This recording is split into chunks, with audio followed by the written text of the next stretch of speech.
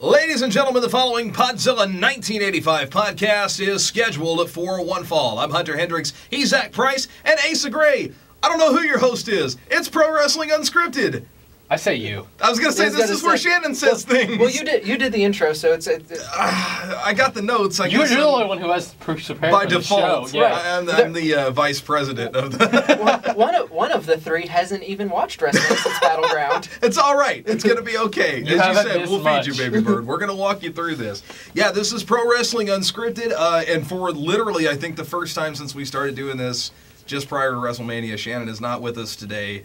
He has many, many things to attend to. Many things. He's a man of many things. Suffering from rectal bleeding. Yeah, I'm not sure that he knows that he's not here today, to be honest with you. That's what days and days and... Turn off your phone!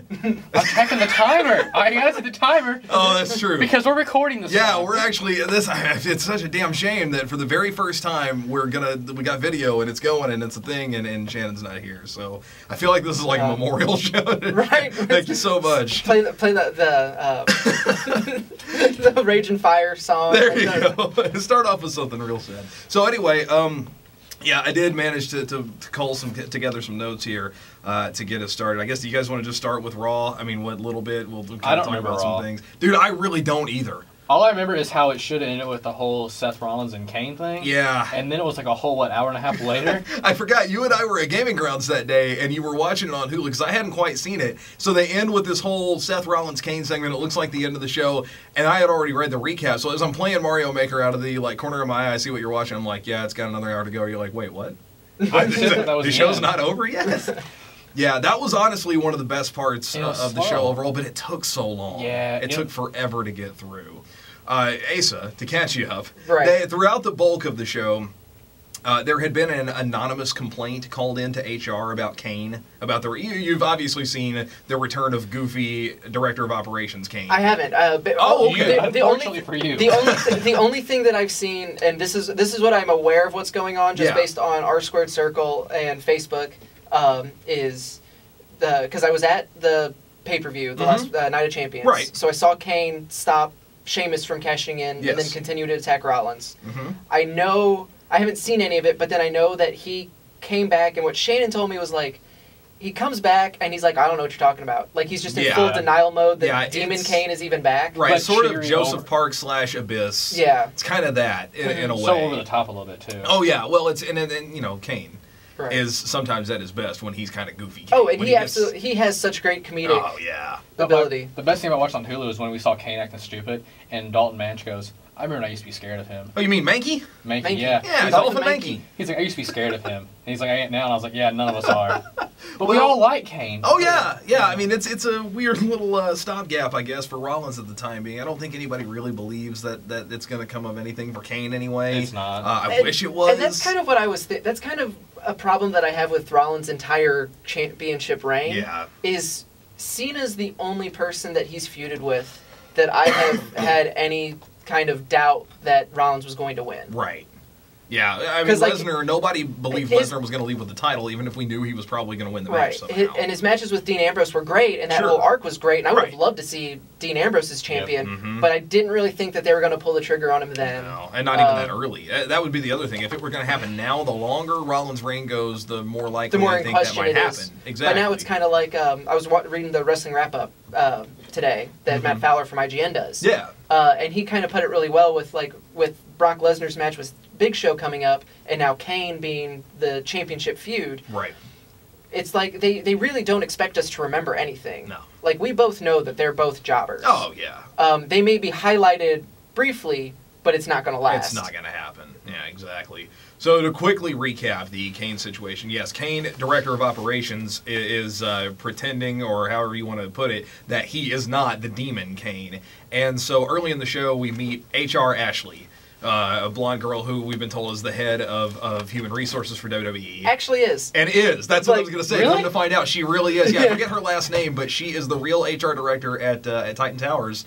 and has been for a couple of years now. But that's not her real name, though. Ashley is her real name. Yeah, I forget what her last name is, but yeah, 411 had a whole write-up about she went to this school, she got this degree, she's been there for 2 years now, is not an actress at all. They just pulled her in. That's impressive. Yeah, yeah. And very impressive. Yeah, what if this whole thing is real? Like, someone actually is filing complaints, and she's just like, no, just put it on the show. Why?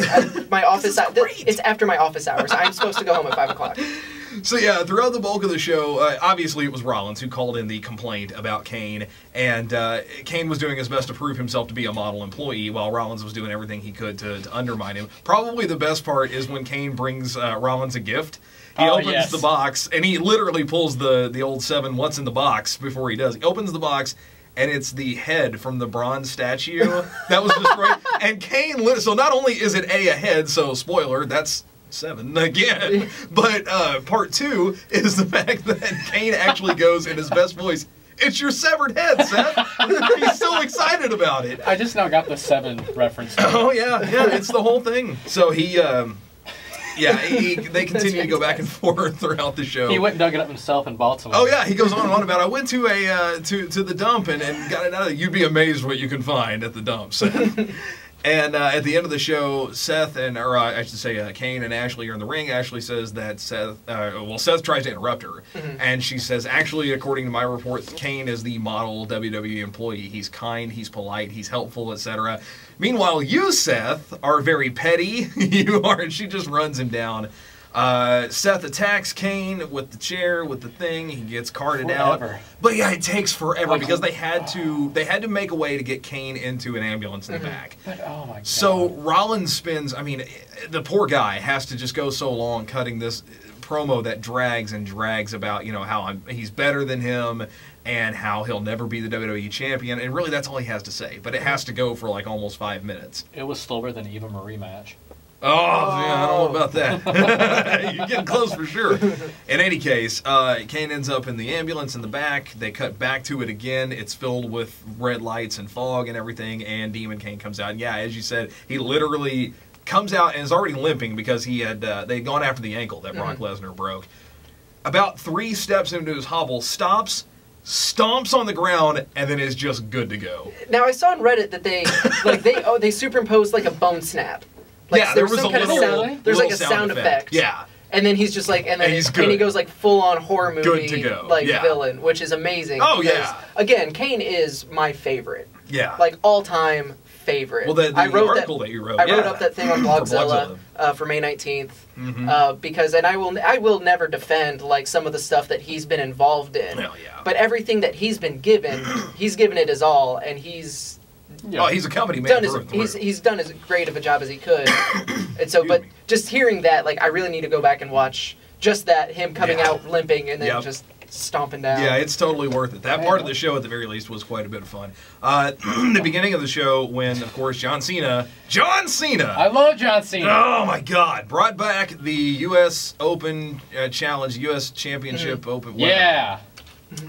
Massive, oh God, that's how I felt about it. Like, honestly, I'm fine with that because... Sure, but I mean, to me... He's not, but you can't tell. Okay, well, my problem with it, and I don't know if it's something similar with you, but because I know... New Day? Xavier Woods answered Gonna get lost in the woods. That's right. But I thought Heath Slater was supposed to accept the challenge. Yeah, I forget what happened there. Something went down where Slater couldn't. I still have not read that story. Every time I go to it, I think, this will be... Yeah. And I never watched it. Yeah, there was some big announcement about how Heath Slater was supposed to be the guy who opened the challenge, and then he didn't. And I always think, I'm going to go read that, and then I go... Nah, later. It's about Heath Slater, though. I love Heath Slater. It must be. I'm imagining it's because... he had his match on the Madden tournament for Up, Up, Down, Down. Right. Was taking place during the match. So he's more entertaining. More important things going on, bro. He knew he might have had a chance at winning that. Right, exactly. But like, my problem with the Open Challenge isn't that we're all aware that John Cena is a great wrestler. Sure. Yes. Like, he just is. Yeah. And the matches are entertaining. Yeah, nobody really disputes that. To me, it's like, how many people do you need to beat? Exactly. And my problem with it is that, just to kind of carry on with that, it would be different if, like, say at the beginning of the challenge, when he first won it after WrestleMania, and the first few people were like Neville and Sami Zayn, those matches were so engaging and so good. And they usually went on a pretty good amount of time. A lot of times the guy looked like a credible threat, and that's fine. That's a situation where I think you can believably say, boy, it's great that John Cena is helping getting this new talent over. But when you put him in a 6-minute match with Xavier Woods, where it never looks like Xavier really has too much of a chance of winning, and then it turns into an impromptu tag match, which, by the way, was the theme of the damn night. Oh, it's like Teddy Long was back all over again, man. Oh, God. It's just a damn shame. Not to mention, I think the bigger part of the bigger problem I had with that whole segment at the beginning of the show was not even so much that Xavier didn't look like he was going to win, or that it was an impromptu tag after the fact, but the fact that at the beginning, New Day comes out, and I mean, they're as on fire as they've ever been. They come out with Xavier doing Cena's theme on the trombone. Oh, yeah, and they're throwing, Big E says that Cena's title reign has been booty, and they throw everything they have at him. Cena, who is pretty good about being both a comedian and being intense when he has to be. I disagree with the pretty good at being a comedian. Well, part, yeah, but let me say he's game to play along with it. I'll put it that way. Yeah, he can fit into either role theoretically. Mm-hmm. Not necessarily that he's good at them, but I'll put it to that mark. Where you would think with a comedic group like New Day, Cena would play along, and there would be something funny from him. Mm-hmm. It never happens. Cena gets ultra serious, says, pick one of you three and get in here and I'll beat your ass. There's the time to joke and there's the time to be serious. And like when Xavier got in the ring, he got in the turnbuckle. It was like all up in his face. So serious. Apparently the time to joke is immediately after being demolished by Brock Lesnar or taking any sort of loss. Yeah. It just really left a bad taste in my mouth. Yeah, because it should have been a heel turn. Well, it basically was. That's what I said. But it's never going to happen. Yeah. Let it go. Just be frozen about it, Zach. Just be frozen. You know, I will be waiting for that day. And when it happens, as much as you've been calling Sheamus joining the Authority, and you're still calling it, I'm still calling that heel turn. When was the last time I legitimately said that's going to happen? The last interview we did? No, I said I hope it was. I've been saying for a while now, I hope it does. I don't think they're ever going to bother pulling the trigger on that. So that was a shame. Of course, we led into the triple threat, or the six-man tag with the Dudleys. It was what it was. I mean, I don't remember. I was too busy watching him playing Mario Maker. Evidently, I'm more entertaining than Raw in that. There was also the impromptu tag match with the Divas, and that's a whole other bag of cats that has just kind of gone its own way. This guy. Oh, jeez. I'm going to go with cat fight for the reference there, as opposed to what you're obviously going for. But, you know, I'm sold enough on Paige as a heel. That's fine. She's always, in my mind, been a better... Oh, yeah. Yeah, she turned heel. That's a thing. Yeah. Yeah, so right after... Let's catch you up, Asa, and we'll do it for the listeners, too. Right after... Night of Champions, they had the championship celebration for Charlotte the next night on Raw. Mm-hmm. Rick is there, Becky's there, Paige is there, and in the midst of it, Paige just kind of goes, wait a minute, this is all nice, but let's remember who brought you both to the dance, right? Stephanie McMahon.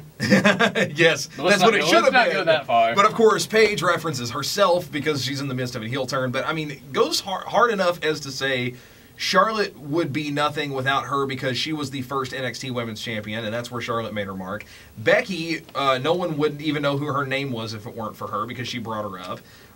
True. She is a little on the back burner. She's as much relevant as Tamina is. She says the Bella. I don't know if I go that far. Tamina who? Paige says the Bellas are only where they are because of their boyfriends, and she continues to reference that. By the way, even this past Monday on Raw, she mentioned it again. And so anyway, that was her version of a heel turn, was basically just telling them all that they suck. Mother Hen Natty is now back. Oh, that was the other one that she referenced. Paige actually said outright, Natty, do you even work here anymore? Where are you?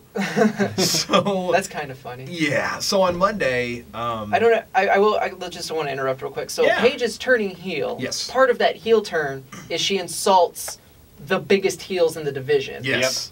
Okay, making sure that was... Just making sure she's on her own island. I was going to say, let's reference that. WWE would probably call this a heel turn. In reality, what it is just Paige breaking away from everybody. Yeah.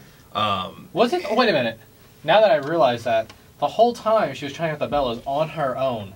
So now she brought somebody in to help her, and now she's going to go against more people on her own. Right. Well, if I... I see where you're going. If I have to try to make some sort of logic out of it, the idea is that she's frustrated that, first of all, she didn't bring Charlotte and Becky in. That was Stephanie's idea. And secondly, now Charlotte has usurped her. See, this is going farther than WWE will ever actually go on TV. There is some logic there. They just don't want to reference it. It seems like they're trying to just do. She's jealous that Charlotte's the champion. Right. They just don't want to do another jealousy angle. Exactly. So instead, they're going to try to make it as convoluted as possible. Yeah, and they really have. I mean, in the midst of Monday, they had what happened was it was Ms. TV, and Charlotte and Becky came out. They more or less said, "We don't really want to talk to you. We want to talk to Paige and get this out of the way." The Bellas and Alicia show up instead. There's a whole thing where they say it's 3-on-2, so if you really want to fight, that's not a great idea. Paige comes out and says, I don't really like any of you, but I guess I'll even the odds, more or less. It turns into a 6-person tag. They pull the hole late in the match. Charlotte gets shoved into Paige and knocks her off the apron. So Paige just turns around and says, bye, Felicia. You know, if that's how it's going to be, I'm out. The bitch is always going somewhere. Don't you wish you were Felicia? She's always got something going on. Natty shows up, gives Paige a hard time, and kind of takes her place in the match for about 3 seconds before it's over afterwards. So it's just Actually, Natty hopped up on the... on the apron. Oh, yeah. Yeah, Natty got up on the apron and was taking Paige's place, basically, because Paige walked out. But it was pointless. I mean, 2 seconds later, the match was over. Well, no, Paige came back out and pulled Natty down and her face at the thing. That's true. And then everybody was like, what the hell? And yeah, it's just... The Divas division is a total mess right now. Whereas, I mean, by contrast... But Divas Revolution. But where's Sasha Banks? That's exactly... Is it the whole Jimmy Snuka thing holding her back now? Because she's teamed up with her daughter? I would hope not. Oh Jeez, that's a pretty serious tangent there. Yeah. You're going out on a lemon on that one. I would hope that came across as lemon because I'm from Southeast Missouri. By contrast, you're looking at the existing Divas division, and then you go to NXT, and it's so different, man. It is night and day. Oh, yeah. And it's so disappointing to know that so many people have been taken away from NXT. The next NXT takeover special of the main event's the Divas match? Evented by Becky Lynch Bayley versus Sasha for the women's title. One thing that bugs me about that is why wouldn't they call that an Iron Woman match? We've talked about this. I don't have an answer for you, but we've talked about it. Just bugs me. Yeah, I wonder if that won't get changed. The fans were chanting Iron Woman, Iron Woman. Yeah. They come out and call it Iron Man. Yeah. No. That might, now that I think about it, the only thing I can think of is there might be a trademark in play there. WWE may have that trademarked in regards to professional sports. Yeah. I don't know. Because they do call those super marathons, like the Iron Man, Iron Woman stuff. So, so that may be something where they not only A, have to, but B, want to, just to justify having the trademark. So, really, as far as Raw goes, that's all I honestly remember that actually happened. Oh, I don't remember how it ended. I was it ended with Roman Reigns and Bray Wyatt in a singles match. Where Bray Wyatt beat a motherfucker with another motherfucker. Yeah, that's true. That really did happen. He grabbed some random dude, which I think is Tony Nese. Yeah, he's an indie wrestler. Yeah. But he grabs him and just chucks him at Roman Reigns and hits him. But I saw that. I did see that gif. And that was the end of the show. That was the weird thing. Like I said, we talked about all that with Seth and Kane, which, I mean, is a classic Raw ending. As opposed to the full match, they do a big angle or whatever. That was the second hour ending, the main event there. And then it went on to Roman Reigns and Bray Wyatt. Could you hamstring those guys any more than to have them... don't get me wrong, the Rollins and Kane thing wasn't everybody's cup of tea, but it is clearly an ending to a show. Yeah. And then we have another hour of a show. And you expect people to sit still through a match like that. It's just two guys beating the hell out of each other. If I was at that show, I would ask I would have... There'd been some heart... I don't swear that fans... I mean, not that it was bad, don't get me wrong, but it was just there. It was just kind of there. It's like the whole treadmill effect again. The two things that I was going to mention about Raw that didn't happen on the show, first of all, A, where the hell is Kevin Owens? Why did you put the Intercontinental title on the guy? It's the curse. Wait a minute. Where? Wait a minute. Now, I recall someone saying that after he lost to John Cena, tapped out clean, that WWE wasn't really going to know what to do with him. And you're saying he was... But I will say, to eat some crow, he won the Intercontinental Championship. Right, the Intercongeniality title. Miss Congeniality, Kevin Owens. So he's the Intercontinental Champion, so okay, that's a great step. So then they take their secondary champion, and he's just not on the show at all. No. Feed me real quick before you go any further with that. Okay. Okay, here's what I'm thinking. I watched that 3 round tables. I was telling you guys about that last night, where it had the 3 Intercontinental titles. Daniel Bryan came out and said, maybe they're actually trying this idea, but he said, after I won the title, I didn't want to be on Raw. He's like, you already put behind Cena with the U.S. title and the World Heavyweight. Yeah. He's like, I strictly wanted to be on SmackDown. Yeah. He's like, you can make that the main title for SmackDown, just for now, just to build it up a little bit. Right. And then when you get to see it on Raw, it's kind of a big deal.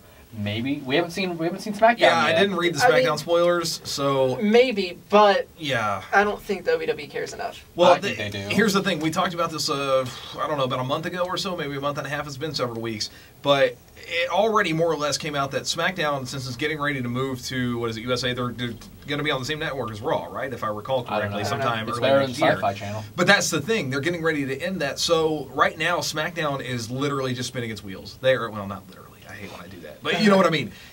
They're just spinning their wheels until it's all said and done, until they can move to a new network and make it a big deal. So right now they have months of television that they more or less said, even though they're not going to say it outright, don't matter. SmackDown doesn't matter right now. So what a horrible time to only want to be on SmackDown. I mean, I understand from a competitive aspect. And that's like cutting off your nose to spite your face kind of deal. Like you have a TV show. You have a TV show. Wouldn't, especially like if Sci-Fi is the reason that they are leaving, like isn't it in Vince McMahon's DNA to be like, you know what? Fuck you. We're gonna make SmackDown the most watched show that you have. We're gonna make it absolutely matter, and then you're gonna realize that which then could probably end up, I don't know, TV contracts or anything like that. Like, wouldn't that then make USA even more on board? You would think they would want to pay more money. It's more lucrative at that point. But isn't Sci-Fi and USA Network under the same company? Well, probably Viacom, but even if they are, I mean, they're still competing networks. Gotcha. They still have, individual networks that will want to bring over different shows. My thing is, let's just throw out another example there. How long have we been watching 3-hour Raws and going, please go back to 2 hours? Mm-hmm. And we've been told over and over, anytime that it's been brought up, especially in investor calls and the conference calls that we hear about, well, we have 3 hours of television. We want more television time all the time. We're going to use as much as we can. That's why we're not scaling it back to 2. It's also advertising, obviously. Right. But you have a 2-hour show every week on Sci-Fi. That you don't do anything with. It's just overrun from Raw. It's just leftover matches. I hate the 3 hours. When a kid, I used to love it. We're like, 3 hours a night? All right. Well, yeah, because it was a treat. Mm-hmm. That means they probably actually planned for that extra hour. Exactly. So every hour, every bit there wasn't just filler. Right. There wasn't like, oh crap, okay, we still have 20 minutes. Wasn't there one show they did 3 hours when Donald Trump owned it? Yes. He did a 3-hour show and it was no commercials as well. It was in June of 2009, because I just read an article that was talking about that the other day, where the guy was saying, it was a real bad article from 411 that Justin Watry wrote, where he was saying that the only thing that can save Raw right now is Donald Trump. It's dumb. Don't waste your time. Long story short, I remember the date on that. But I do remember that episode because they had like KFC buckets on the announcer table, and there weren't actual commercials, but it was product placement out the wazoo. Yeah, the whole show. But I wouldn't know how stressing they were back then. Like, fuck, we got 3 hours. How the hell do we do this? I mean, don't get me wrong. We do see the Mountain Dew bottles at pretty much every show now. But like you said, this show was like Mountain Dew. And then the next time they went back to the announcers, there was KFC. And then the next time, maybe Jerry Lawler was drinking a shake from Sonic or something. Yeah. Didn't they say like the Sonic Roller Girls roll up? Yeah, they did that at one point in time. I was at a live show and they did that, and I was like, what the hell's taking so long on this show? And I just looked down, and this bitch is skating by. I was like, they had a Sonic spot. The only other thing, and this is not even really about Raw from last night, it's more about Raw for next week. It was confirmed that Brock Lesnar will be on the show next week, which can only be because of the sagging ratings. I mean, obviously they've got to I saw it. I was going to let it go. What? I fell. Oh, did you? Did you really just... You missed the chair. On the video. First time. That's great. It's fantastic. Our first and only video broadcast. Dude, I literally couldn't find the chair. Sorry you missed out, Shannon. Geez. So yeah, Brock Lesnar will apparently be around next week. Obviously, they've got to build up toward Hell in a Cell. And the Big Show match. Are they? Are they going to build up the Hell in a Cell, or are they going to build up the Big Show match? That's a good question. I think because they can't. No. Wait. The Big Show match is this weekend. Oh, is it this weekend? Yeah. I was just looking. I think that's what's going to build up to Hell in a Cell. Like I went out there and took that monster out. Yeah. Well, I mean, if he's going to be on Raw, I assume they're going to talk about what happened on Saturday. I guess we can kind of go to that too. By the way, I grabbed the card before we got started here. Because that's literally the only match that I know is happening. Is the Big Show Lesnar match. For this Saturday show? For this Saturday. It's Madison Square Garden, of course, on the WWE Network. It's a lot like Beast in the East from the Tokyo Dome. Same idea. So it is, again, a house show that just happens to now be televised, essentially. It will not, just ahead of time, feature Bray Wyatt, Dean Ambrose, or Roman Reigns. They're on the other house show circuit, and they're going to be in Maine that day. That's fine. So those guys are out of the question for that show. Well, I mean, I like Dean Ambrose, though. I really do like them. I really like them, but but it's Dean Ambrose with Yeah, he has kind of been just tacked onto this Roman Reigns. Although, to be fair, when they're in St. Louis on the 10th, the main event is Roman Reigns and Randy Orton against Wyatt and Strowman. And Dean Ambrose isn't on the card. So I guess he's on the other maybe he gets bumped over. I don't know. All right, so anyway, for this Saturday, Madison Square Garden on the WWE Network. I think this starts at 7:30, if I remember correctly. Yeah. I'll go bottom top because it seems like that's the most likely as far as an order goes here. Oh, goody. Randy Orton versus Sheamus. Wait, they're just giving that away on a... They're just going to give that one away? On a network special? Can you believe that? With no build-up? Zach is legitimately angry. I am not. Is your mind blown at the amazing idea that they had to put Randy Orton against Sheamus? I'm more focused on how I got to start a new video here in a second than that fucking match. We will have to make a pause here in a second. And hey, while we're on the subject, Rusev versus Dolph Ziggler. I mean, Will again, Lana be there? She's not referenced here, so I doubt it. I'm not entertained. Well, let's again. I feel like this is a good time to mention this is a house show that just happens to be on TV. Now, granted, the Tokyo one was significantly it was significant, I guess, for lack of a better term. It was the only one.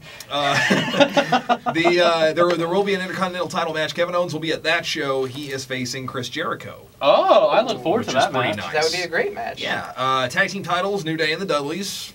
Kind of had to expect that to some degree. At the St. Louis show, they're doing a triple threat with those two and the primetime players, for what it's worth. There is also a steel cage match for the U.S. title, Rollins and Cena. That's how they're going to work Rollins in without having to have him put the title up for grabs. Mm-hmm. They'll do that. And then the main event, Lesnar and Big Show. It also says that Charlotte, Team Bella, Stardust, Kane, and Mark Henry will be appearing. In what capacity, who knows? I'm just not a fan of main events, the championship, like a championship match not being a main event. Right. Yeah, I'm with you. So you're basically saying Brock Lesnar versus Big Show is more important. Is more important than Seth Rollins versus than any of your championships. Exactly. Yeah. Yeah. I feel like, So, do you think there's going to be any surprises there? I mean, being that it's on the network, I think the only real surprise that they might throw at us, because they could reverse it quickly out of these options anyway, is that tag team title match. See, and that's kind of what I'm thinking. Especially in New York at Madison Square Garden, you could switch the titles to the Dudleys, and then Monday win it back at Hell in a Cell. Or even Monday, even on Raw, they could send it right back to I thought you asked about any surprise appearances, and I'm over here thinking, well, who's in New York this week? No, just because, I mean, that seems like a really cut and dry type show. It's pretty straightforward. I mean, it is. It's a house show. This is the prototypical house card. Or house show it really is. I'm surprised you don't have like an NXT match going on. Yeah. Like, like with the tag team going on. Well, you don't watch NXT often. No, I haven't been able. Every time they show NXT, they always go back to their indie or to their shows from the weekend. Mm-hmm. Always like in these bars, and I was like, well, I don't see why they wouldn't throw an NXT tag match on there. That's the thing. They might be doing an NXT show that night, and if they are, then they're not going to split the talent. Has that started yet? The championship gauntlet thing? The Dusty Rhodes Tag Team Classic? Oh, yeah. It's been going on for a couple weeks now. Yeah, Saturday, October. This is the next card, actually, that I had pulled up here. Saturday, October 10th is when NXT TakeOver Respect comes up. So not this weekend, but the following. Mm-hmm. And is that where the finals are? Yeah, they're actually going to do the semifinals that night and the finals, and we now know... Wow. And I'm so pissed by who's not in it now. Because Enzo and Cass got knocked out last night. By Balor and Samoa Joe. Yeah. That's who I picked to win it. And you'll have to help me here. Who the hell are the Mechanics? What? Oh, there's a team listed as the Mechanics. It's not Ciampa and Gargano. I did just I only. Is it Dawson and someone. Because those guys are facing Samoa Joe and Finn Balor. Yes, because they beat the Hype Bros. Yeah, the semifinal. Yeah, I was sad to hear that too. Hype Bros are gone. So how are you sad to hear that? Because Zack Ryder. That's it. It's just remaining sentiment. There is no Zack Ryder. Zack Ryder is dead. He is eclipsed by the suckhole. I need this. I need you to tell me this. Because Mojo Rawley is the worst thing to happen to wrestling. He is worse than Eva Marie. I will go on. No, you have not been watching NXT long enough to know how bad. I disagree. I've been watching NXT long enough to watch Mojo Rawley's family come and sit on their fucking hands. But Gronkowski might be coming out. I don't give a shit about Gronkowski.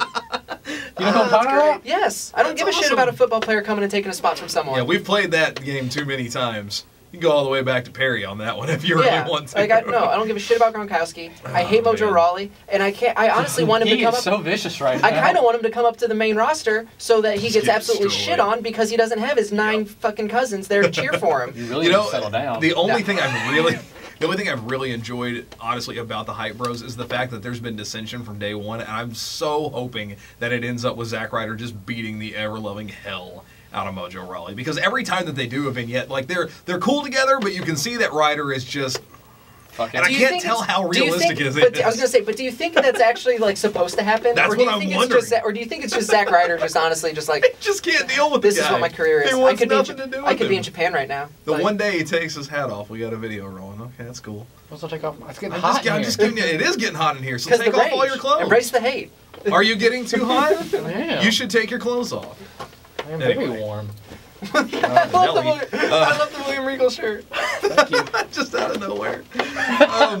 All right, so yes, the Dusty Rhodes Tag Team Classic been going on for a while. The semifinals will be Dawson and Wilder. I guess they're the mechanics now. Against Finn Balor and Samoa Joe. There's another team that's going to break up, obviously. Well, I kind of when I saw that I knew they were paired together. I literally only thought, oh, well, so they will break up to be the next NXT Championship feud. That's the next. Yeah, and I have to wonder if that doesn't eventually lead to Balor coming up to the main roster, and I'm so damn scared. Oh, I don't want it. I don't want it to happen. Yeah. They're gonna put a cape on him, and he's gonna be curtain jerking with Stardust in a week. He's just gonna call Finn. No, Balor. It's the other way. It's always the. No, they dropped. Well, that's true. Actually, well, it's Neville's both. last name, but Big E's first name. Big E. So now let's go back to the first name this time. Antonio Cesaro's last name. Cesaro's last name he got to keep. It's. My head hurts. It's first time. It's first name this time. Rusev's last name. Rusev's last name, which that happened. Well, a couple of them happened. Cesaro was already on the main roster before it got dropped. Mm-hmm. So was Big E. Yeah, that's true. I feel like there's a. Well, I'm gonna make a $20 I think they even called. I think whenever he debuted in the Royal Rumble, I think they were calling him Alexander Rusev. Yeah, I think you're right. Yeah. For what it's worth, the other tag team semifinal for the classic match or for the classic tournament is Gable and Jordan against Baron Corbin and Rhino, who, if I remember correctly, Shannon lovingly named the what was it, the Valium Bros or something like that. Poor Rhino, man, poor Rhino. So who do you think's gonna win this? The whole thing? You know, that's a good question. Wait, so this isn't for the championship, is it? No. Okay. The champions, the Vaudevillains, actually got knocked out last week, if I remember correctly. I don't like that. Yeah, I don't either. I wish I could remember who beat them, but I want to say it was by interference because I'm pretty sure it wasn't. No, it was on one of the shows that was a house show. Yeah, it was like a side show, and I'm pretty sure it was Dawson and Wilder. And Wilder, I'm pretty sure those. Really? Well, who has the finish where they throw him up in the air and then the one goes up and grabs him by the head and does like the code breaker to the face? That's a good question. I'll answer for you right now. I'm pretty sure it's them. Yeah. I'll take your word for it. In any case, I mean, if you're asking me, I think it's going to come down to one of the two established teams. I don't really like that, to be honest with you. Dawson and Wilder or Gable and Jordan. I mean, I think you could give it to Corbin and Rhino, but like, I guess the real question is, what does it do for anybody when it's done? Is this going to be like the Andre the Giant Battle Royal, and it's going to mean nothing? Yeah. I think it's going to set up where Gable and the other guy, I forget his other name. Jordan and Gable are going to be the next Charlie Haas and Shelton Benjamin. I think they're going to win it, and that's what they're going to be the next. Because they're Ready, Willing, and Gable. Yeah. That, I swear to God, that is their tagline. That's the best thing I've ever heard. And they literally, like, Chad Gable had this towel that used to just have his name on it. Kind of a Cena-type towel, but it just said Gable. Now he literally has some that say Ready, Willing, and Gable. Yeah.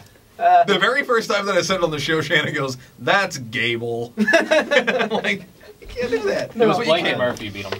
Blake and Murphy, okay. In the first round. Yeah. Wait. In the first round? That's they what beat beat the Vaudevillains? The tag. They were in there longer than the first round. I'm almost positive. They at least made it to the second round. Either way. No. That's not a good... It said, the Vaudevillains... Oh, no. Vaudevillains won something in the first round. They beat Blake and Murphy. I was correct. It was Dawson and Wilder who defeated them. Okay. My bad. Okay. See, I kind of... At the one hand, because it's the Dusty Rhodes Tag Tournament, it kind of seems like it should go to a team that's going to be a team going forward. Right, exactly. And then you can have that be like, you know, if it is the team, Gable and Jordan, like if they win it, then they can feud with the Vaudevillains over like who's the true, like, well, we're the champions, but we're the, Dusty Rhodes. Right.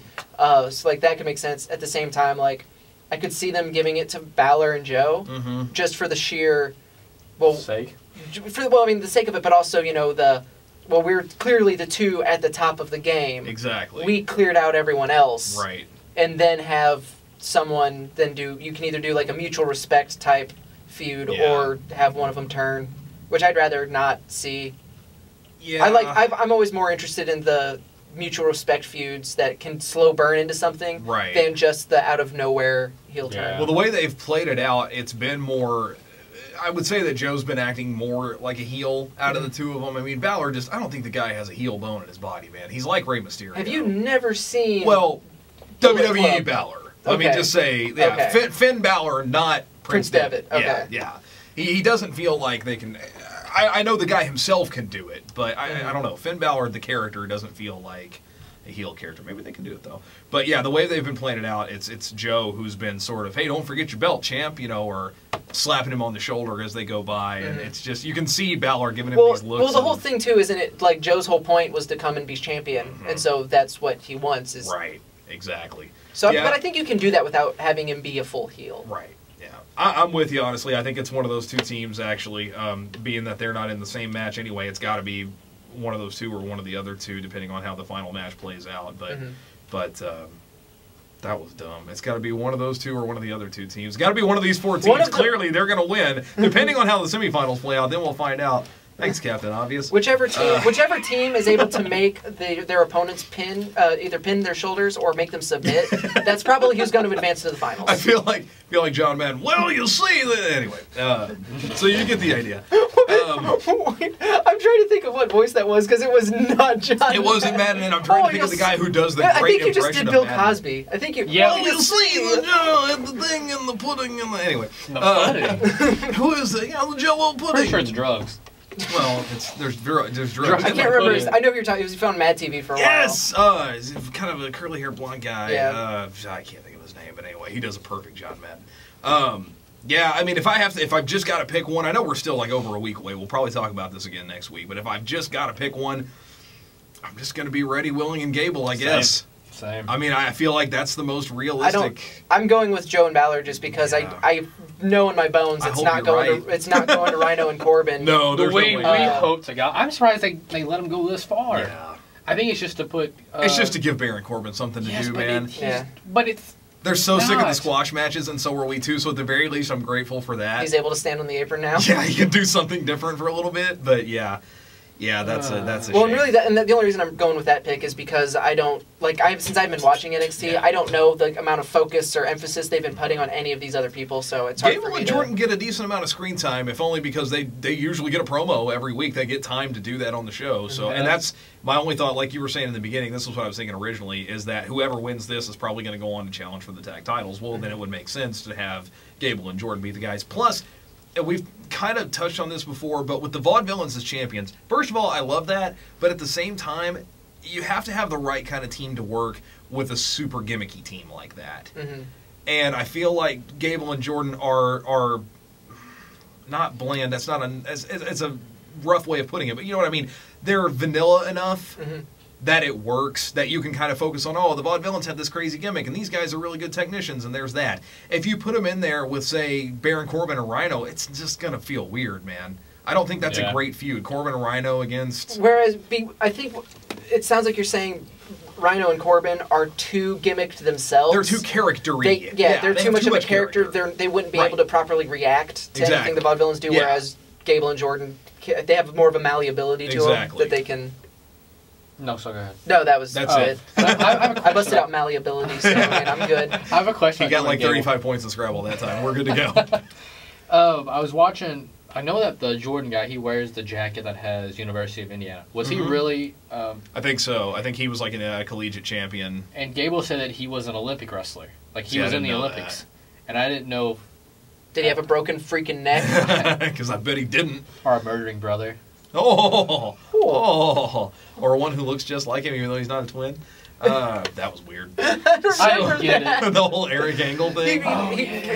He ran out to celebrate with his brother or something, and the Undertaker pinned him. He pinned him instead. Yeah. And pinned the not twin, even though he was like Penderic. under the Yep. ring. I gotta see this. Yeah, it was twin magic before there was twin magic. Yeah. Basically, is what it came down to. Bitch magic. Don't tell us how you feel, Zach. Don't hold back. Let us really know what you're thinking. Mojo Rawley is the Bella Twins of NXT. All right, so there are some other matches on this show. I kind of went straight to the Tag Team Classic, but that's all I care about. We do have. Who else is he? Oh wait, take that back. Tyler Breeze and Apollo Crews. Yeah, that might be worth a look. Yeah, it might be worth spending a little time. I will admit to being wrong about Tyler Breeze. I didn't like him. I never liked him. Yeah. I still don't really care for the character, but as a wrestler, he's pretty good. He's kind of just like the whole biz again, but this time, to me, instead of being a movie star, he's a model. To me, he always felt like a second-rate Dolph Ziggler. Yeah, down to the bleach blonde hair and the facial expressions, and like especially when he was perfection or not perfection. Ziggler, you mean? When Ziggler first debuted, and he was not the show stealer. I think it was I Am Perfection. Yeah, that was how the theme song went. Yeah. So it really felt like a second-rate version of that, like a worse version of Ziggler, because I love Ziggler, and so I kind of resented him for it. Right. But the more matches that I see and the more stuff that I hear about, I was wrong. Maybe he's better off for it, but when the hell is Breeze going to get called up, man? Yeah. He's like the last remaining. He's like the crafty veteran of NXT now. And that might be his role right now. Yeah. Is to kind of be able to because he's someone he can pretty much. It seems like he can work well with just about anybody. Right. Yeah, I'm with you on that. And if they ever need like some kind of main event match or feud or something, then you've got a guy. You have someone who's established enough within NXT that you can just. Yeah. Well, perfect example when they brought in Liger. I mean, the angle was played out that they brought in Liger for competition for Breeze. I kind of think in reality it was the other way around. We're bringing in Liger. Who do we have who can hang with him and we'll make that this isn't part of an already established story. Exactly. Gotcha. So that worked out pretty well. I was going to say, you're speaking of how you didn't like him because he was like a second-rate Dolph Ziggler. Mm-hmm. Have you seen the hipster Dolph Ziggler looking pragmatic yet? Oh, what is his name now? Joshua King or something? I don't know. He comes out like in a hipster gimmick, and then all of a sudden he takes off the clothes and he's Dolph Ziggler. I have no idea. No, I haven't seen any of it. Unexpected Ziggler. Dolph Ziggler. Anyway, I've seen him, but the only time that I've seen him is on Up Up Down Down in the background. Yeah. Because he came in on the episode. I think it was Kofi and Woods were playing Madden. I haven't seen him. Yeah. And so he comes in. And like I couldn't place who he was because all I see is this like giant arm because Maddox is ripped. Oh yeah, the dude is and I'm like I can't tell who it is, and then I see the facial hair and I can't place the facial hair, and then I see like I thought he was wearing a cap, but he's got like the bleach, but his hair's still dark. Bleach, but he's just like white hair, but dark facial hair, and I was like, who the fuck is this? Yeah, he's been like when he comes out to wrestle, like Zach said, he's got like the super thin suspenders and the pants that are a little like too high. I mean, he's. Why you got to point at the V-neck when you say the V-neck? Because if you're showing off that much chest hair, it's going to get pointed out. I'm sorry, I'm stylish. That's what a five-star man looks like. A five-star man. Well, this is a manly man. I was going to actually introduce us, by the way. 42 minutes of the show. I remember I was going to introduce us as Double H, the coach, and the five-star man. Oh, and I totally forgot. I was going to. I actually, when I was walking down here, I was thinking it was like, Shannon couldn't make it. The 3 ain't enough. They need a 5-star man. They need a 5-star man. I should have had you do like a surprise run-in since we got the camera. I'll coach you. On how to be a 5-star man. I'm not as good a host. You always need a coach. You see. Do you see what happens when you're gone, Shannon? That's exactly. No, we do have a women's mouth. Zach's the motherfucker. We have not named him yet. No, I will lay down the motherfucker. William Regal is the motherfucker of the week. Hey, whoa. I can tell you who the motherfucker of the week is. If you want me to go into detail. Can we do the rest of the show? Yeah, you want me to. Okay, there are 2 other matches we have not really talked much about. 2 women's matches. One is the debut of, and I'm going to say Asuka, but William Regal says Asuka. Then that's what the crowd was chanting. And I kind of think that's what they're going with. I did see her debut where she had the like super villain fucking terrifying grin. Yeah. Did they fuck up saying her name, by the way? Because he kept calling her Kana, and then he said, "Oh, and now we're going to call you." No. It's like just Kana was her indie name. Yeah, got it. It's just like what they did with Hideo Itami. Yeah, because they did the same kind of thing, which I thought was really cool, where they have the name on the Tron, and then it kind of like, and then it changes. I guess I missed that segment. Yeah, it's pretty good. Go back and give it a look because she's facing Dana Brooke, who was part of the kind of welcoming committee with. Apparently, people hate Dana Brooke. Oh yeah, I don't. And granted, I've only seen like limited amount of her stuff, but every time I've seen, she seemed solid. Well, I think like part it's of developmental. And I like her. I like the way she can actually like talk and. Yeah, she's pretty good on the mic, in the ring. honestly. That works pretty well. I think what happened was she's kind of getting an unfair shake because our first couple of matches, and for the life of me, I don't remember who they were with, but they were a little shaky, and I think the blame was instantly placed on her because she was the newbie. She's the one who'd been played up as the greatest thing going, and then it didn't turn out and, so well. you know, I know this is immediately following me hating Mojo Rawley, but, I mean, it's developmental. Right. You got to give him a shake. It is still... To be fair, a lot of people Mojo Rawley has quite a bit of time, and just zero athletic ability. You are hating on him so much. Every day. All day, every day. I only sleep with one blanket because my hatred of Mojo Rawley keeps me warm at Asa night. gets hating and stays hating. That's pretty much how it goes down. It's very true. But like, because I remember, I don't remember which special. There was a special she wrestled on. Her entrance was she just did like a one-handed or no-handed cartwheel, and I was like, well, that's impressive. Yeah, that's kind of cool. I can't do a regular cartwheel. No. I can't even push a cart. So I feel like, I mean, it seems like to me, just like from an outsider's view, she's getting like a not fair shake. I think that's really what happened. Was the first couple of times the matches didn't go down so well. Well, wasn't one of the matches a couple weeks ago when she fought like one of the new NXT wrestlers, and her name was like Billy Kay? Billy Kay, yeah. And they had a tag match last night against those two. Oh, did they? It was Billy Kay and Peyton Royce versus another Australian girl. I don't know where all of a sudden the Outback is producing all these female wrestlers. I don't know. Well, if you're going to survive, you got to be tough. So you might as well come and beat up these American women. Those two are pretty decent. They're constantly fighting off spiders the same size as them, so why not? You know. What sucks is they brought one of those girls in for I think it was Peyton Royce to face Eva Marie for her first NXT match. Couldn't have gone any worse for her. Well, it's Eva Marie. Fuck that. anything surrounding her. Maybe they should just pair her and Mojo Rawley together. And just the problem is, they'd push them. That's I want to say like the intense amount of suck would just like collapse on itself, but I'll quiet you like Eva Marie. And then we didn't really detail it too much, but the main event. Here's the other thing that bothers me: it's not just an Iron Man match instead of Iron Woman, but it's 30 minutes instead of an hour. Because the girls are only half as good. Well, right? I mean, I think if they're testing it out to see if they can go full. I've never seen a woman wrestle. What's the longest a woman's match in our area? I don't know. I was going to say here, that's a different story. Go to Japan. There's probably one that started a couple of years ago that's still going. Right. If you look hard enough. Chris Hero was doing that like 5-hour gauntlet match thing. Really? Yeah, it's brutal. He was ready. I don't know if it happened already or if it's still coming up, but because this was a couple months ago, I remember reading about it. But they were basically for every it's going to charity. And so it was like a tiered system where every benchmark that they hit for donations added another hour to this match he was going to wrestle. Nuts. But if anybody can do it. I don't think it's as much as a slight on, I don't think the girls can go that long. Because I know Sasha Banks has done Iron Woman matches on the indies, for sure. But it seems almost more like they already have, 3 matches dedicated to the tag team, plus the other 2 undercard matches. Like, it seems to me it's more just it's strictly time. Yeah, it could be. I guess reading it, I don't know, seeing it in text kind of bugged me a little bit, especially as it does. We've been talking about the other. It seems strange when you read Iron Man 30 minutes. What am I playing, the video game? That's all I've got. That's all we have time for. So Bailey and Sasha doing that. We'll do predictions next week. I don't want to get too hard about that because that show's not even quite here yet. A couple other things. We're at 47 minutes, so we'll try to knock out a couple of other quick things here. WWE's apparently listening to us. Hopefully they're listening to the podcast because PW Insider says that they have upgraded their security measures to hopefully further prevent people from making their way. Yeah, exactly. Well, didn't the Shield dude get like 10 days in jail or something like that? Oh, yeah. Yes, he did. He was the first one to get prosecuted. He could have got. He faced 6 months. Yeah, but he pled guilty, so got 10 days. Yeah, if he fought it could have gone really badly for him. And that was finally. Yeah. It took them, 4 different tries? Well, and now they're doing it.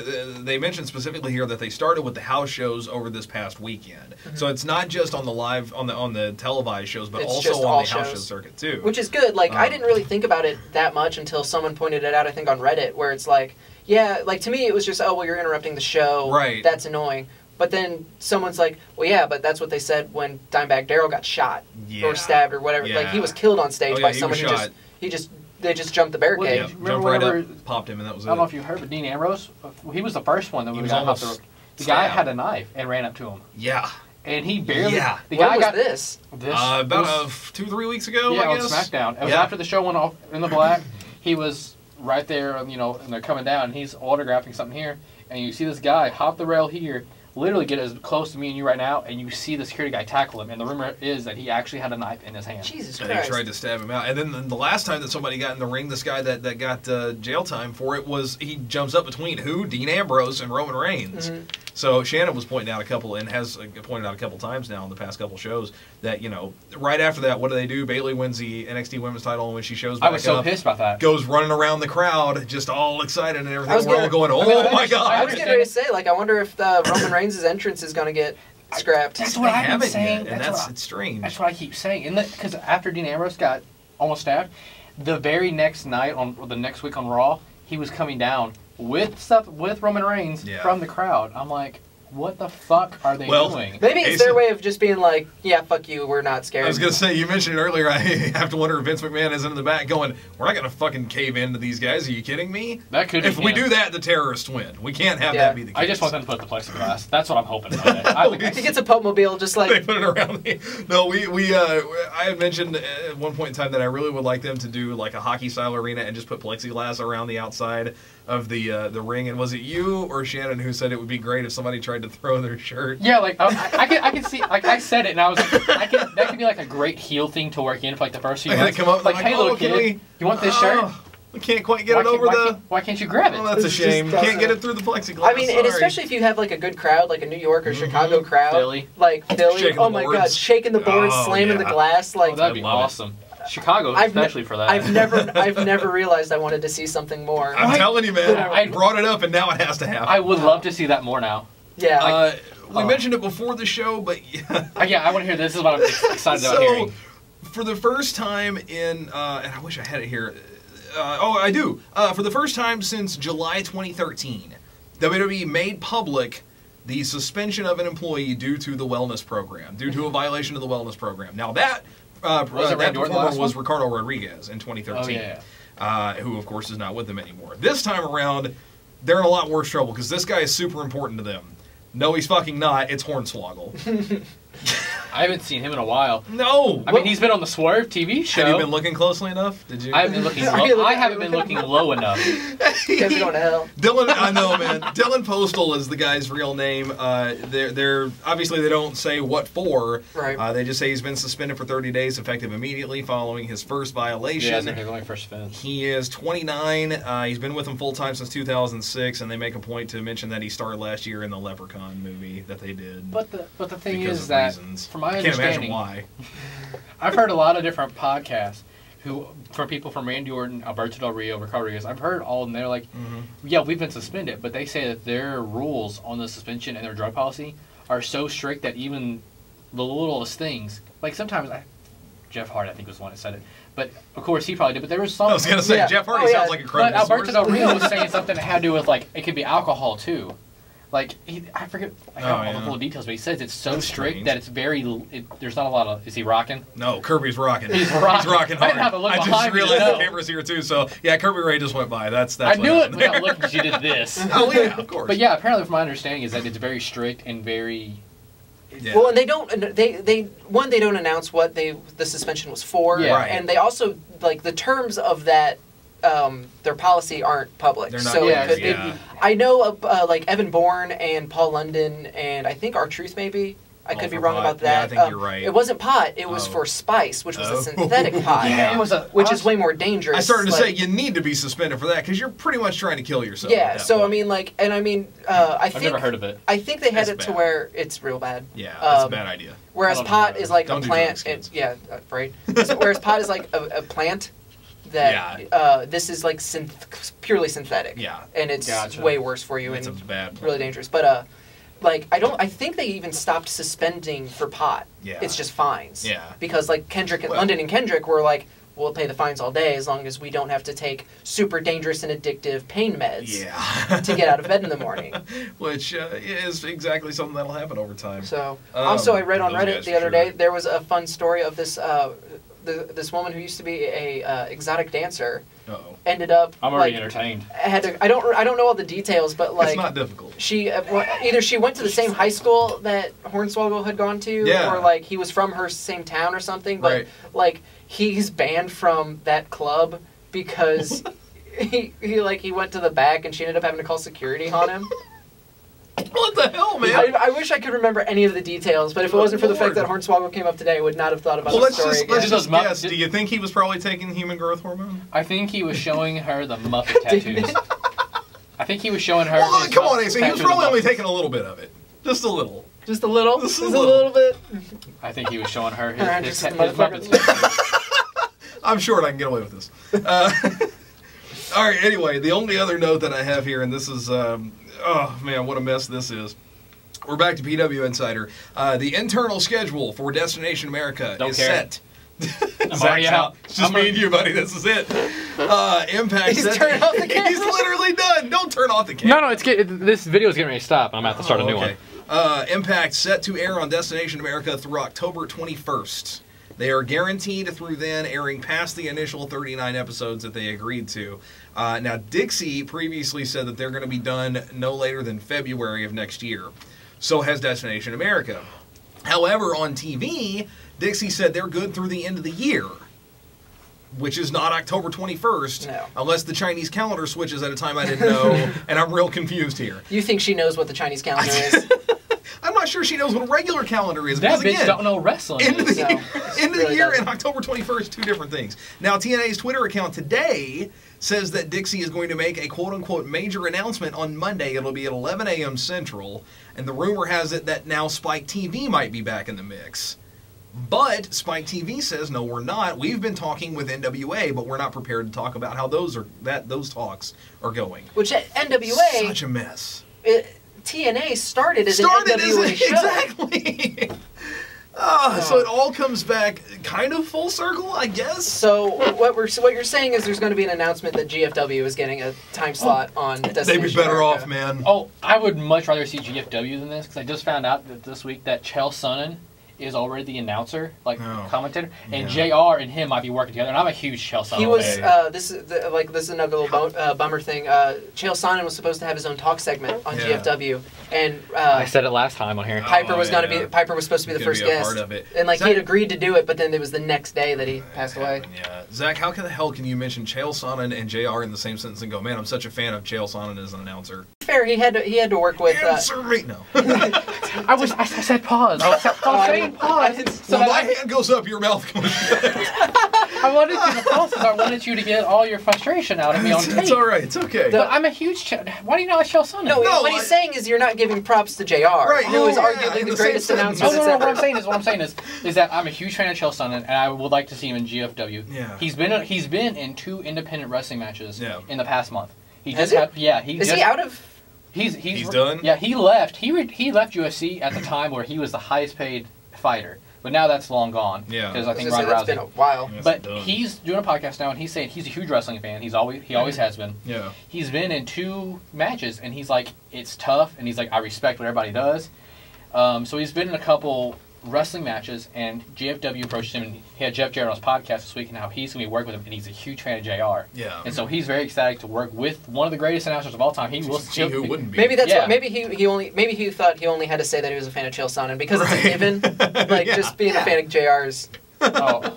We all know. Everybody's so I would much rather see GFW take TNA's spot in Destination America. At this point, man, but there's literally no difference now. Because GFW's on TNA's show during doing that invasion thing. Jeff Jarrett still owns some of the company. He owns something there, yeah. Yeah, because I thought he was completely sold out. Chael Sonnen said, "Do you still?" He's like, "Yeah, I talk to Dixie almost every day. I still have some part in the company, but I am literally I'm just."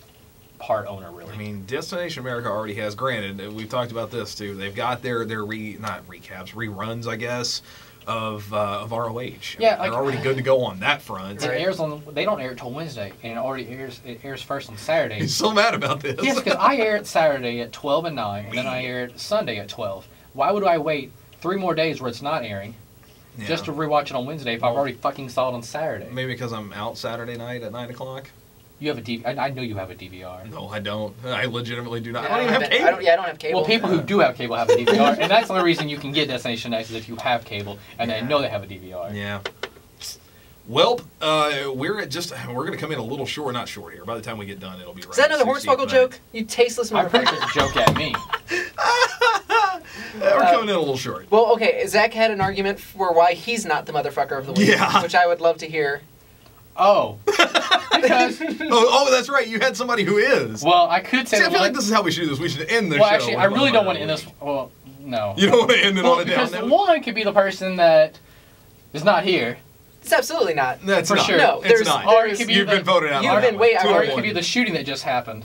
What? In Oregon, at a community college, a guy just went in there and 10 people are killed and 20 are injured. Fuck, That's man. So I'm pretty sure he can wrestling. No, So I'm at sure, all. well, that's a motherfucker of the week, I think. All right, I'll tell you what. You want to really... I got it. I got it this time. It's not even a person. The motherfucker of the week related to wrestling is the poisonous mushroom in the Rock's yard that killed his dog. Fuck that mushroom. Wait, what? Oh, dude, don't...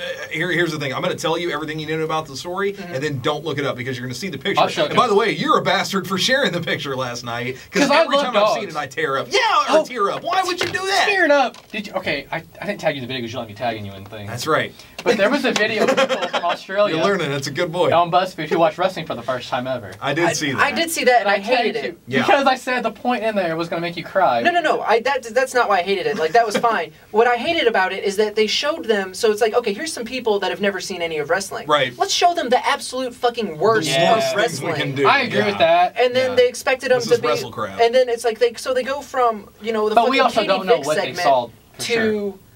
fucking Connor. Yeah. And it's like, and so if that's what they showed them, then they're seeing someone have this kind of emotional, terrible like response and Right. like full on happiness to this stuff that they just said was absolute garbage and was the worst. Which, to be fair, was garbage. Sure. Right. But it was edited. We don't know what It's for sure emotionally they watched. manipulative. is Oh what it yeah, comes and that's down why I to. didn't. That's They why. probably could have watched some real wrestling. That's why I don't but watch the like more entertaining BuzzFeed. part. That's why I don't Yeah. watch. That's why I don't pay attention to I anything. want to show you. Here, Posts here or- you go. Don't. Why would you show? Oh man. Let me tell you the story before you see the picture. All right. He's gonna do it anyway. I know. He did it anyway.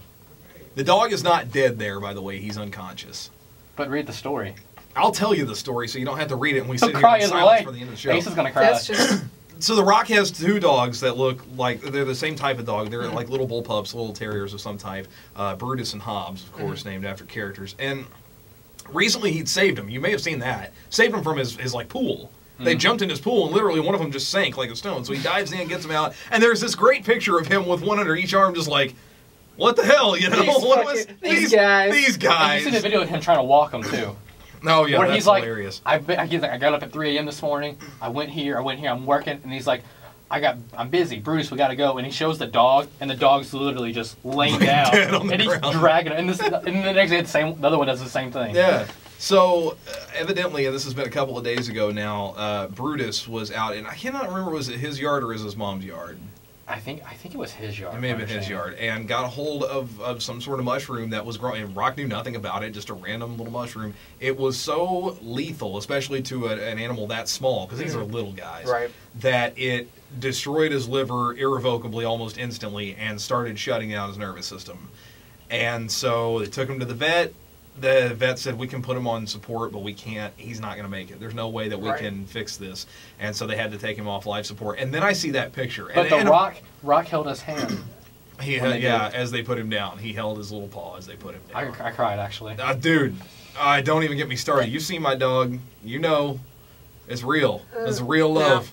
Cool. Great. So, yeah. Wow. So we can edit like the last 10 minutes of this. Just completely eliminate it. Bye. I'm Yeah, done. so that mushroom is the motherfucker of the week. And I mean, The Rock even, like, of course, the guy being, like, one of the greatest guys, turns it into a PSA. It just says, seriously, if you have little animals, be wary of stuff in What's your yard. growing Mushrooms in your especially. yard, yeah. Because Yeah. you never know. I had no idea this was a thing, and then this happened. I didn't know So- mushrooms were... Because my parents' yard has mushrooms everywhere, all the time. I mean, it just Wait, happens. please don't tell me you were going to say you If didn't know someone mushrooms were poisonous. If something No. happened to Rowdy, I'm going to hurt. No, I'm holding, I didn't know I am mushrooms were- holding you personally responsible for the well-being of that dog. No, I didn't know mushrooms were that poisonous.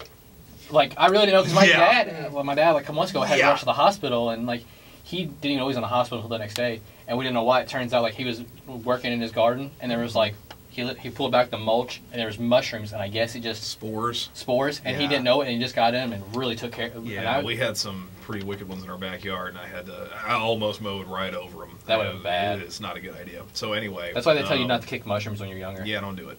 It's a bad idea unless they're red with little yellow dots, and then they'll make you grow big. No, don't. Unless they're really narrow, and then they turn you into a meth addict. And then you become meth. Those are the best ones. Oh no, they're not. That was the only reason Steven beat my Mario level. Because he happened to get that. Because he happened to get a narrow one, he was able to make it. Oh boy! All right, we're just over an hour. I guess we should wrap this thing up. Thanks, guys. It's good. It's good time. Coach is out. It's a good time, Coach.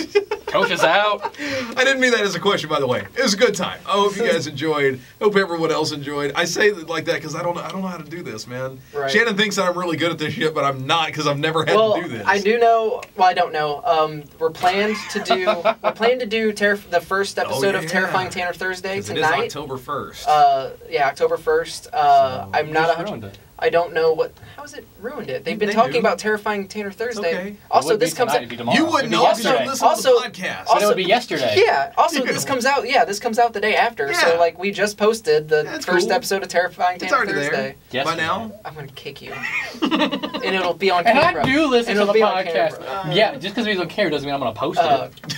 I'm the one who edits this thing. Oh, well, this is officially going off the rails. Well, so Terrifying Tanner Thursday tonight, assuming Shannon's able to make it. Yeah. I don't know. I assume there's a Sunday show, probably a Sunday random. Yeah. Of some type. I think that one actually. I think they were planning on doing the sequel to Retail Hell. Retail Hell. There is no way to say that without sounding like a redneck. Yeah. Retail Hell. Because I think they were not unhappy, but it wasn't as angry as the GameStop that was the problem. show. They were too happy. Yeah, they were. I think they were ecstatic that John Massey's freedom. That's right. So I think I think that was the plan, was to do. If it's not this Sunday, it's going to be an upcoming one. Right. Again, I don't want to speak for Shannon and his network, but those were the tentative plans as far as I know. Yeah, and assuming obviously we got the Madison Square Garden show on Saturday. I don't know if anybody's going to be around to watch it. I have to work. My father-in-law's birthday's this weekend, so I'll watch it after the fact. We'll try to talk about it more next week. Next week, I guess we'll be getting ready for a takeover. Find out if there's any more matches. Takeover's on a Wednesday. Like, isn't? I thought it was. No, I think it's on a weekend. Weekend? I mean, I think it's like they did in Brooklyn. I think it's on Saturday too. Gotcha. I know it is actually Saturday the 10th. It was in my prep. Cool. So anyway, that's happening then. Cool. All right, I'm gonna get out of here. For Zach, for Asa, this is Double H. For the coach and the 5-star man. Coach and the 5-star I'll work man. this in here somewhere. I thought I was gonna have to coach you for a second. How to do this. I'm now to get out of here. Thank you guys, and we will see you next week. We're out. So turn your back on the wolf pack. You might wind up in a body bag. Wolfpack is back on the master's drugs. It was me. I pooped. I did all the poops. I did all of them. I did one while she was talking. When she was talking. Poop.